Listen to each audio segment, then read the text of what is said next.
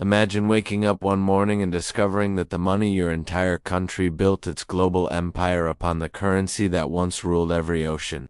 Every trade route and every corner of the earth was now worth barely a fraction of what it used to be. And the world had simply moved on without you. Choosing a new king of currencies while yours was left behind in the ruins of history? That is not a fictional nightmare. That is the true, shocking, and deeply important story of the British pound sterling. Once the most powerful currency on the face of the planet, which was dethroned in one of the most dramatic economic collapses in modern history, carrying lessons that are more relevant today than they have ever been before. To understand how the British pound fell, you first have to understand just how magnificent, how dominant, and how untouchable it once was. Because in the 19th and early 20th centuries, the British pound sterling was not just a currency.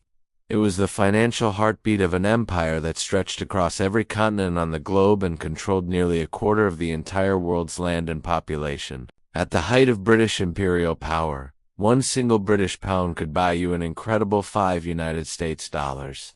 And that exchange rate was not just a number, it was a symbol of Britain's military dominance, its industrial supremacy, its vast trading networks, and the unshakable faith that the world placed in London as the undisputed financial capital of the civilized world. The pound was anchored to the gold standard, meaning that every note in circulation was backed by a real quantity of gold held in the vaults of the Bank of England.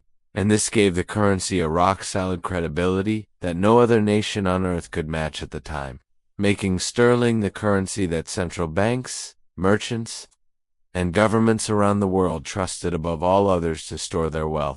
Britain's empire controlled the seas, the trade routes, the raw materials, and the manufacturing output of entire continents.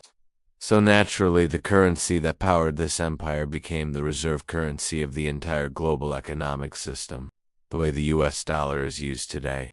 Meaning countries held pounds in their vaults and priced their commodities, their debts, and their international trade in British sterling. But then came the First World War, and with it, the first cracks in sterling's armor began to appear, because war is extraordinarily expensive, and Britain found itself borrowing massive sums of money at a staggering pace, rapidly accumulating debts that would quietly begin to erode the financial foundations upon which the pound's global dominance had been built over more than a century. The gold standard, which had given the pound its ironclad credibility, was suspended during the war. And though Britain attempted to return to the gold standard in 1925, it did so at the pre-war rate of $4.87 per pound, a fatally overvalued rate that crippled British exports, made British goods unaffordable in the world market, and caused unemployment to spiral upward throughout the late 1920s as the economy buckled under the strain. By 1931, during the catastrophic economic devastation of the Great Depression, the pressure became completely unbearable, and Britain was ultimately forced to abandon the gold standard entirely, allowing the pound to float freely on currency markets, where it immediately fell in value, causing enormous losses for every central bank and every government in the world that had been holding sterling as part of their reserves. That 1931 devaluation was a watershed moment in financial history, because it shattered the myth of the pound's invincibility, and countries around the world that had trusted sterling suddenly found themselves nursing enormous losses, which caused many of them to start quietly diversifying away from the British pound and looking for a safer, more reliable place to store their national wealth for the first time. If World War I cracked sterling's foundation, then World War II drove the final nails into the coffin of the British pound's dominance. Because by the time the fighting ended in 1945, Britain was not a triumphant, wealthy empire. It was a nation nearly bankrupt, buried under a mountain of debt, much of it owed directly to the United States of America, which had emerged from the war as the world's undisputed economic superpower. At the end of World War II, the United States owned approximately 80% of the entire world's gold reserves. Its industrial base was intact, while Europe lay in ruins.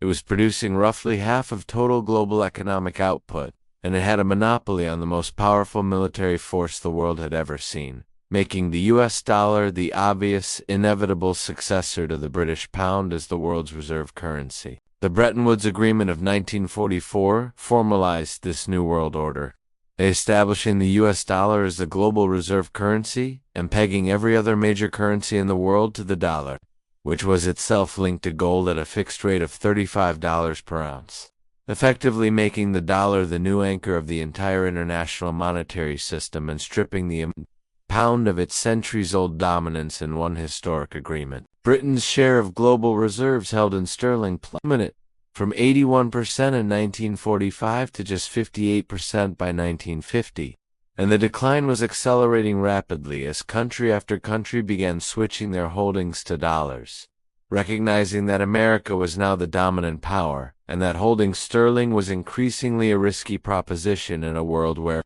Britain could no longer guarantee its currency's stability. In 1949, the British government was forced into a devastating and deeply humiliating move. They devalued the pound by over 30%, slashing its value from $4.03 per pound all the way down to $2.80.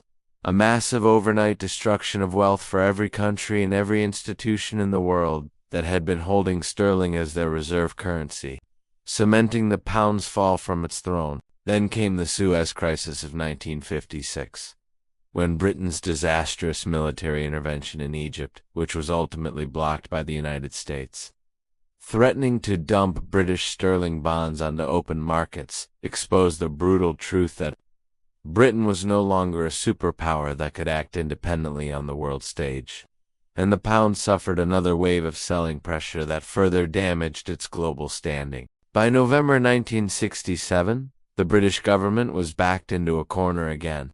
With the economy struggling, trade deficits mounting, and sterling reserves running dangerously low, and Prime Minister Harold Wilson made the infamous decision to devalue the pound by another 14%, from $2.80 down to $2.40, famously and absurdly telling the British public that the pound in your pocket had not been devalued, despite the fact that it most certainly had. The 1970s brought yet more horror for sterling, with inflation in Britain reaching a shocking 24%, the economy in free fall, and the government forced to go cap in hand to the International Monetary Fund in 1976 to beg for a rescue loan of $3.9 billion at the time, the largest IMF loan ever requested, sending the pound crashing to $1.59 and confirming to the entire world that sterling was no longer the currency of a great power. The final, spectacular humiliation came on September 16, 1992, a day that became known forever as Black Wednesday, when legendary investor George Soros bet billions of dollars against the British pound, correctly identifying that Britain had entered the European exchange rate mechanism at a hopelessly overvalued rate, and that the government would be unable to defend it no matter how many billions they spent trying. The British government spent billions in foreign currency reserves, desperately trying to buy up pounds to prop up the currency's value. They raised interest rates from 10% to 12% and then all the way to 15% in a single frantic day. They made emergency calls to European central banks begging for support, and yet by the end of the day, they had lost over £3 billion in reserves, and sterling had collapsed anyway. Soros himself made over $1 billion in profit in a single day trading against the British pound, a moment that demonstrated conclusively that even the mighty Bank of England could be overwhelmed by global currency markets, and that a currency without the economic fundamentals to back it up cannot be defended by government action alone, no matter how much political will is behind it. Now here is where the story becomes urgently relevant to all of us living today, because while the dollar replaced the pound as the world's reserve currency and has dominated global finance for 80 years, it is following a strikingly similar path of slow, steady devaluation. And the warning signs that preceded sterling's collapse are beginning to appear in the American financial system as well. The US dollar has lost at least 93% of its purchasing power since World War II. The United States is now the world's largest debtor nation with over $34 trillion in national debt. It is running persistent trade deficits year after year. and foreign central banks have quietly been reducing their dollar holdings. From 67% of global reserves just 20 years ago down to approximately 60% today. China, Russia, Brazil, and other nations have been actively working to conduct trade in currencies other than the dollar. BRICS nations have been discussing the creation of a new reserve currency. And while the Chinese yuan currently represents less than 4% of global trade, the long-term trend toward gradual de-dollarization, exactly as countries once moved away from sterling, is clearly visible to those watching carefully. History teaches us with brutal clarity that no reserve currency lasts forever. The pound ruled for over a century before it fell, and the dollar has now held its throne for roughly 80 years.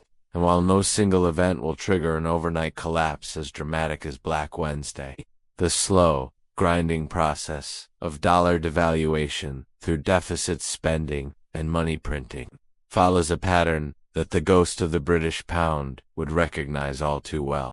The lesson of the British pound's collapse is not simply a history lesson about one country's misfortune. It is a mirror that every generation must hold up and look into honestly.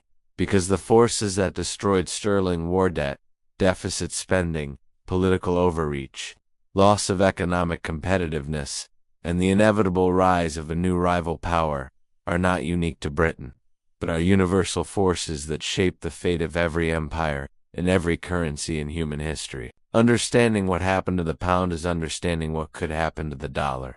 And what happens to the dollar will affect every single person on this planet regardless of where they live, what language they speak, or what currency their country uses. Because in a globalized world connected by trade and finance, the reserve currency is everyone's business and its slow devaluation is a story we are all living through together right now. If this story opened your eyes to the hidden forces shaping the global economy and the money in your wallet, then you already understand why this kind of financial education is so important. So please take just 1 second right now to hit that subscribe button. Because every single week we bring you stories exactly like this one that the mainstream news is too busy to cover. And we genuinely could not do it without your incredible support and loyalty as a viewer. Thank you so much for watching all the way to the end. It means the world to us. And we will see you in the next one. Create Image Pro.